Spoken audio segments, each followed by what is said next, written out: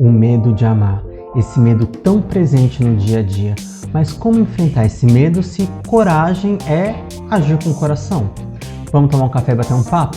Olá, eu sou Rodrigo César e você está no meu canal. Tanto amor guardado tanto tempo. Tu pode guardar o amor? Pode. É de bom tom? Não, não é de bom tom. Pegando aí o meme da querida Ilana Kaplan, a gente começa esse vídeo. Eu tava batendo um papo outro dia com um amigo, porque nesses aplicativos de conhecer pessoas, as pessoas estão dando match, estão ali dando like umas nas outras, acontece o tal do match, mas parece que a primeira conversa, a primeira palavra trocada, as pessoas somem, desfazem os matches e tudo mais. O que será que está acontecendo? Será que as pessoas estão tão feridas com medo de amar, estão sendo impulsivas, estão sendo pueris? O que está acontecendo? É falta de educação? E quando tem realmente o medo de sofrer? Você começa a conversar com uma pessoa e tem aquela dificuldade de se entregar, ou até mesmo nem se permite conhecer outras pessoas, fica ali trancado em casa, porque esse meu amigo, ele tem lá os rapazes com quem ele tem os interesses, dá o like, tem o tal do match, né, que é aquela confluência de afinidades, mas aí a pessoa some, fica a ver navios, é meio que o tal do ghosting, né, esse sumiço, esse sumiço fantasma da pessoa, e a gente fica pensando, o que é que está acontecendo neste mundão de meu Deus? Porque não é só no mundo LGBT que eu percebo essas coisas. Eu ouço relatos também no mundo hétero. Por que as pessoas somem? É o medo do compromisso? O que está acontecendo? Mas e se for o medo de amar? Ou se for ainda o medo de ter o coração partido ou ainda de sofrer rejeição?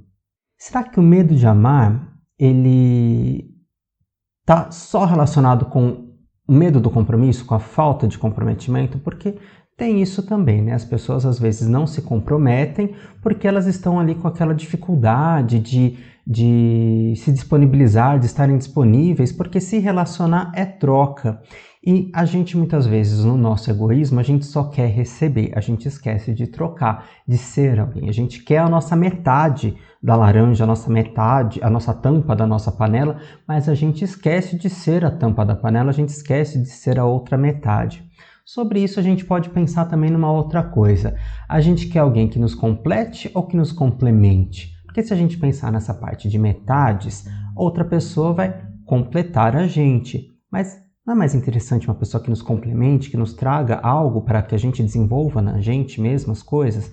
Amar alguém também significa olhar para a própria sombra, para os nossos aspectos sombrios, como por exemplo o ciúme, o medo da perda, o medo da rejeição. Tem pessoas que não são fiéis e não gostam de ser infiéis, né?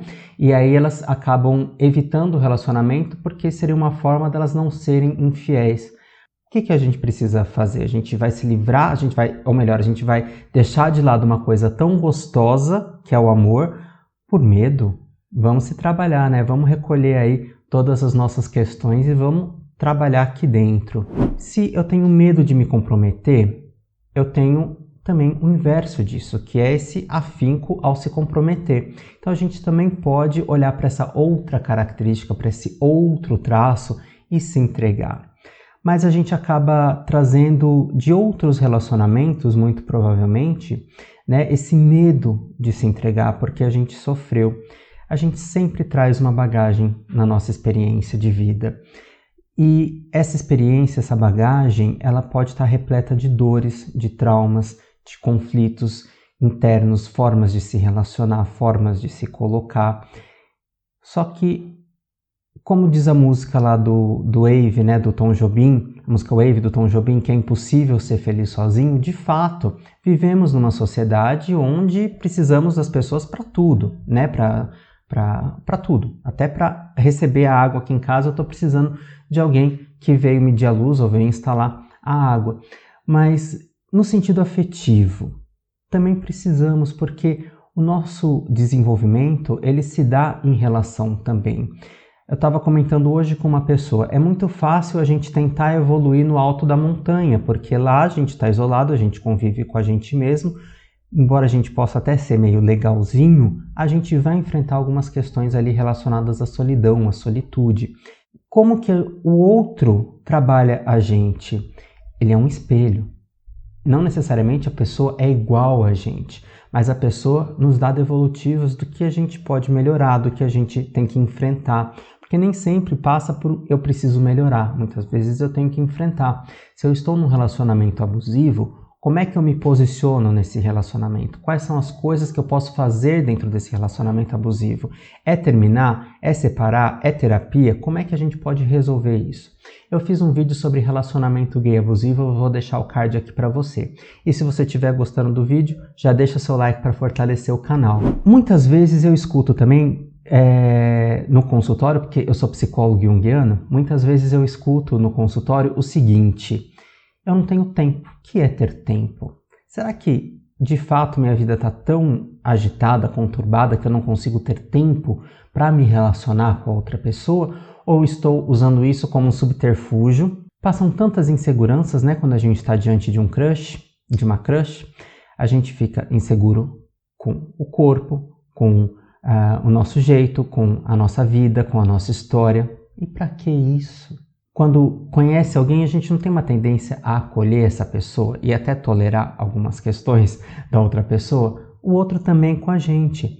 Mas se de repente a gente conhece uma pessoa que a gente realmente não curte, não tem afinidade, ou vê que algumas questões ali são cruciais para a gente não estabelecer um relacionamento, se a gente tem esse direito, o outro também tem.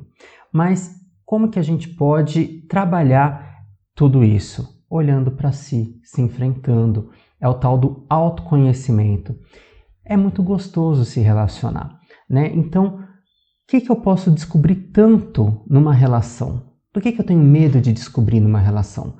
Que eu não sou tão autocentrado, que eu consigo me doar bastante, que eu posso descobrir que eu sou ciumento e que eu vou ter que lidar com esses ciúmes, né? Porque o ciúmes tá muito nesse lugar ou de que eu sou capaz de trair uma pessoa, né? E aí eu projeto na outra pessoa que ela vai me trair, ou também uma outra possibilidade seria eu ter inveja, talvez, da relação que essa pessoa possa vir a ter com outro. É louco pensar sobre isso, né? Mas é muito interessante, porque a gente vai identificando todas as nossas características internas, todo o nosso modo de funcionamento. E o que é a vida, senão a gente aproveitar essa jornada de individuação, esse processo de individuação, que é o que o Carl Gustav Jung, o pai da psicologia analítica, ele colocou como sendo esse processo que a gente passa desde quando a gente nasce até quando a gente morre. Todo esse crescimento, toda essa evolução, toda essa construção da sabedoria. O Jung traz também para a gente um conceito muito interessante que é a união, né? Como que o relacionamento nos transforma, como que um relacionamento ele pode ser um fator muito importante para o nosso próprio amadurecimento em diversas camadas, né? E isso indifere se é homem com mulher, mulher com mulher, homem com homem, e por aí nós temos N variações de relacionamentos. Agora, como é que eu me disponibilizo a cuidar de outra pessoa, estar com outra pessoa?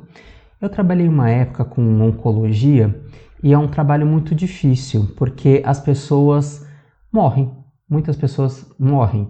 E quando essas pessoas morrem, outras coisas são descobertas ali naquelas famílias, né? Relações extraconjugais e tal. Mas, tirando essa parte dessa dor, desse óbito, desse luto, muitas vezes quando eu percebia muito isso com câncer de mama, as mulheres descobriam seus cânceres e os maridos as abandonavam. Então, como que é isso? Uma mulher que muitas vezes está ali se doando para o marido, para a família, na hora que ela tem ali uma dificuldade, ela é abandonada. Então, um relacionamento, ele trabalha principalmente o nosso egoísmo, o nosso egocentrismo. E como que a gente pode viver no mundo, se a gente é muito egoísta, muito egocêntrico, ou totalmente egoísta e totalmente egocêntrico? Do que é que a gente tem medo? Né? É desse enfrentamento interno. A gente projeta no relacionamento, a gente afasta o relacionamento, porque a gente tem medo desse autoconhecimento, porque, como o próprio Jung diz, se a gente quiser ter uma árvore que seja capaz de tocar os céus, a gente tem que ter, nessa árvore tem que ter raízes tão profundas que sejam capazes de tocar o inferno. Ou seja, para a gente estar lá no céu, a gente também tem que olhar para os nossos aspectos negativos, para os nossos enfrentamentos. E como que a gente se porta numa relação? Eu sou confiável? Né? O que as outras pessoas dizem sobre mim? E o que é que eu posso fazer para melhorar? Eu tenho responsabilidade afetiva? Hoje essa expressão está muito presente aí na internet, porque as pessoas seduzem as outras ou dão esperança para as outras e não finalizam. Elas não conseguem falar, não vai rolar.